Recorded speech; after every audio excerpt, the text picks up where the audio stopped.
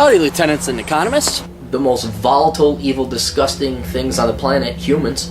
If you have a video request, you can always go to assholeconsulting.com. Yeah, I am gonna charge you, kids. And that is the importance of not fucking up. You are such an asshole!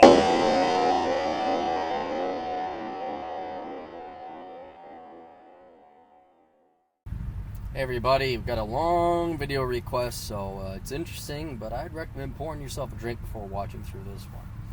Let's get to it. My name is Aaron. His name is Aaron, not my name. My name is Aaron as well, as you all know.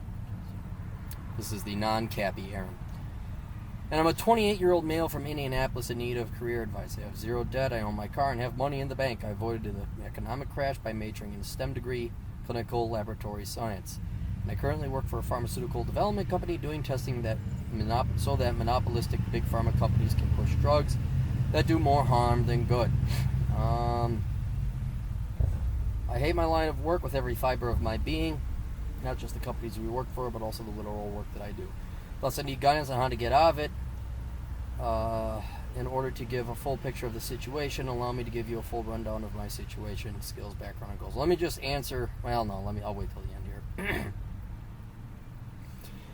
My long-term goal is to get married and have kids so that there is a cadre of intelligent people left to rebuild new society after this current one collapses. I don't know. I'm going to argue with you right here, right now. It's not your responsibility to protect the future. I don't know why people think they should have kids to serve as unknowing and unwitting soldiers in a war against the collapse of Western civilization or other cultures taking over. I don't understand that. But if you want to have kids for that reason, I can't stop you. But I would not make that my primary reason of having kids so that they can fight a culture war. It's one of the reasons I don't have kids. It's because I refuse to put my children through having such a culture war or enduring such a culture war. But, you do what you want.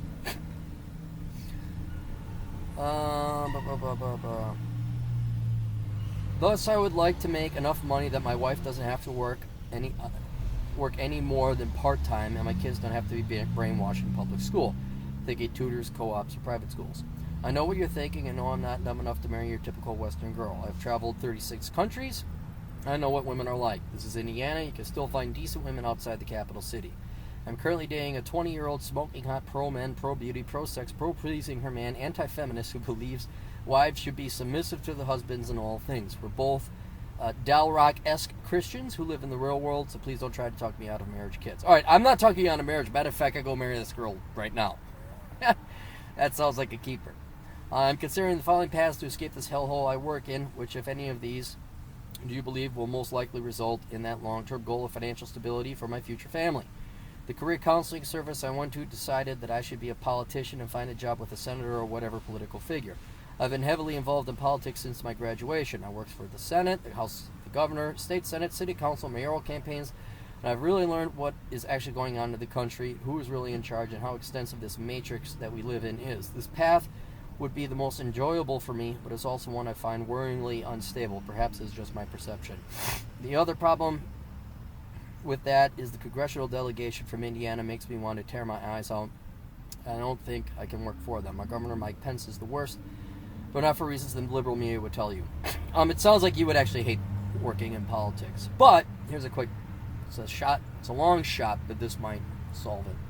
I think if you get elected federal position, you get a pension for the rest of your life. So I think you only have to do one term, which is 2 years at the House, or you could try and aim for senator. But then you have a pension for the rest of your life, and you and your wife could stay at home and take care of the kids if you live minimalistically.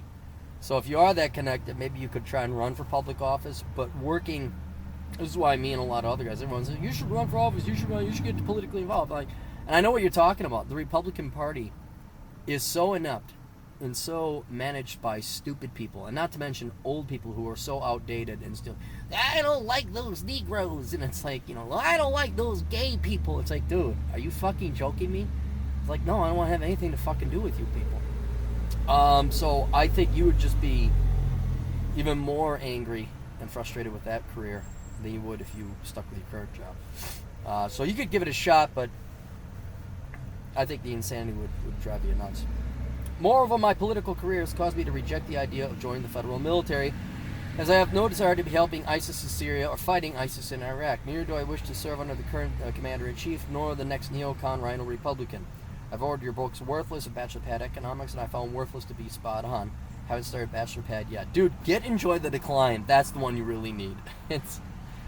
That would make you happier, put things in context. It really put the final nail in the coffin of the idea of grad school. I've done some digging and can't seem to find a degree that would actually warrant $60,000 to $100,000 to get. So as you can name a grad degree worth getting that doesn't stick me in a laboratory, I've struck grad school from the list. The Indian National Guard is an option, but due to the coming inevitable economic collapse, I am leery that the promises my recruiters are telling me about, namely getting paid well and getting benefits as a commissioned officer, will really be fruitful. The military is going to be a little bit safer than your average social worker pension because we actually need you fucking guys. And if you think cutting Social Security to old people who didn't save adequately enough is going to bring screams and hollers, wait till we cut the benefits for our boys in the military. So you guys are going to be the last ones to get cut because we actually do need you.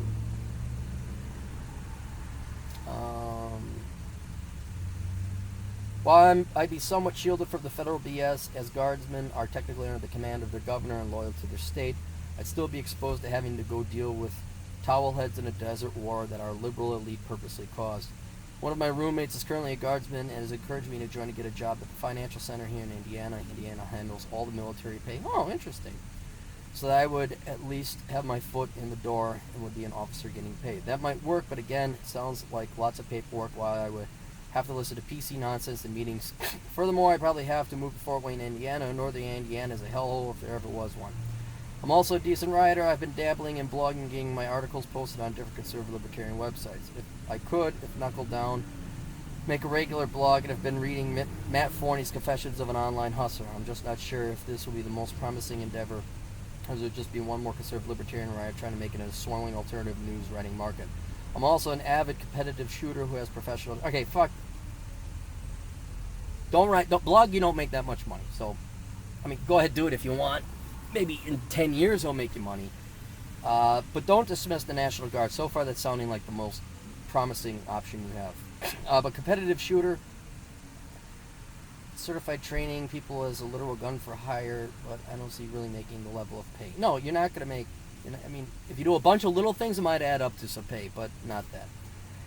I mentioned my political involvement before. I know a man who may run for federal office next year and wants to be on his staff. This would be ideal for the short term, as all personality career tests point to me having the personality of a politician. However, long term, this would need to be a stepping stone to something more lucrative, and that would only work out if we win, which isn't a given. Public speaking and BSing reporters is also a gift of mine, so running for office might also be a future goal, and this would further that. Yeah, I kind of agree. I think you should probably try and get a congressional representative. Is there another sector of the economy with opportunities I haven't thought of? Should I just join the Guard and hope the benefits don't run out before I find a way to use them as a leg up? Do you know any grad degrees worth obtaining that aren't heavy science lab work? Seriously, I just can't take it anymore. Should I just become a dumb liberal and go for my dreams and just try and get hired in a political role? All of the above. I've spent 2 years trying to figure out my next move, and I keep running into dead ends. Interviews go nowhere. It's extremely frustrating. Sincerely, Aaron. P.S. It bugs the hell out of all the liberal, annoying women that I know that I'm dating a 20-year-old smoking hottie who believes in submitting to male leadership. I love talking about how much my girlfriend loves me and does for me in front of them. Maybe that's wrong. No, it's not wrong. It's awesome. But I can't help but laugh as they sit there angry, fast careening into the oncoming wall, 30 childless, single, blah, blah. All right, look, dude, one, I'll be honest with you. Your expectations of the real world are insane. Not insane, but they're very over-expectant. Work sucks. It sucks. That's why it's called work. I would just, if your pay right now is adequate, see if you can check out. Just clock out. Okay? If I would have done that in banking, I would have had a house paid off long ago. If I just let go of the idealism and the way things should be and just shut the fuck up and did my job. I know you got a bunch of leftist, liberal, touchy-feely women and gays where you work. That's fine. Ignore them. Go in, do your job. It sucks. So that's one option. All right, you have it, it pays, but if you really can't tolerate it, don't think there's some great, wonderful job or career out there. There really isn't unless you do self-employment. Now, your ideas of writing, becoming a shooting instructor and all that. Those are along the lines of entrepreneurship, but you'd have to do something more that would get you a livable income that you could support a family on. All right. So then this leads me to, this is what old Clary would do. Join the fucking National Guard. So what if you don't like Barack Obama? Tough fucking shit. I don't recommend people join the National Guard because they love their country, or the military because they love the country. I recommend it because the pay is better than anything else. And you will get paid, you'll get tuition reimbursement, you get a shit ton of health and welfare benefit, and so what? It may not last. Guess what? Nothing else will last either. I got my own self-employment insurance, health insurance, that keeps going up because of Obamacare. Nothing is guaranteed, but one of the more guaranteed aspects of this culture and society is the military. And you know what? You may have to go kill people in Iraq. That may be a consequence. But if you go in now as a finance guy, it's unlikely they're going to draft you and put you on the front lines. So I would seriously contemplate the National Guard. Full-time, become an officer, get your pay, get your tuition reimbursement. Then for education, while you're in the National Guard, you either start working on some kind of entrepreneurial venture or you specialize in IT, computer networking, computer programming, something. Because that is the least politicized of the industries in the United States as it is right now. You're still going to deal with politics. You're still going to deal with stupid people. You're still going to deal with feminist uppity women who think they know shit because they took a computer programming ethics course, not an actual programming course, but an ethics course. And you're going to deal with them. Look around. This country voted in Barack Obama twice. Stupid people are everywhere. There's no place without them. So then that would give you a skill outside of the National Guard that you could then go be employed at that would be better than what you have now. The other thing with joining the military, you would be a much better candidate for political office, which would then get you to that position of you just got to get elected once, man, at a federal office. Just once, and you got that fucking pension. You do. And, okay, I take it back. The last thing politicians will cut is their own fucking benefits. So that's the safest pension I can give you right now. It's a little more safe than the military, but that's the safest one I can give you. And then the other thing is minimalism. You got to cut it to the bone, man, because you're like me. You just cannot stand authority and bullshit. And the only reason I'm so adamant about it is because I've been down this path and I'm telling you what's out there. Your only option is to go minimalistic so you don't need the money. That you could get by on this small pension should you become a representative or a senator. So that is what I would recommend. Join that National Guard. Go full time. Become the finance guy, whatever. Something on the back where you're not going to have to kill anybody. You're just processing payments or whatever. Fine. You're in the National Guard. Then get with their education reimbursement some skill or trade in the trades, like welding, plumbing, something where there is no boss, you're your own, or IT, where the math scares away all the liberals and the women who want to be empowered, roundhouse kicking chick cop girl. And then go minimalistic. And then, this girl, the biggest thing right now is that girl. If everything you say about her is true, marry the freaking girl. That will solve a whole host of other problems, finding a wife that will bear you decent children.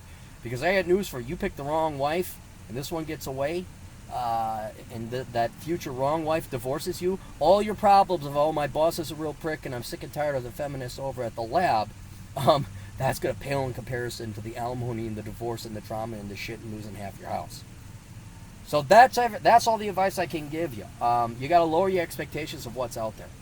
And you're just going to have to accept the fact that the majority of people in this country suck, and life is going to suck in that regard. If you could ignore it and let it roll off like water on a duck's back, cool.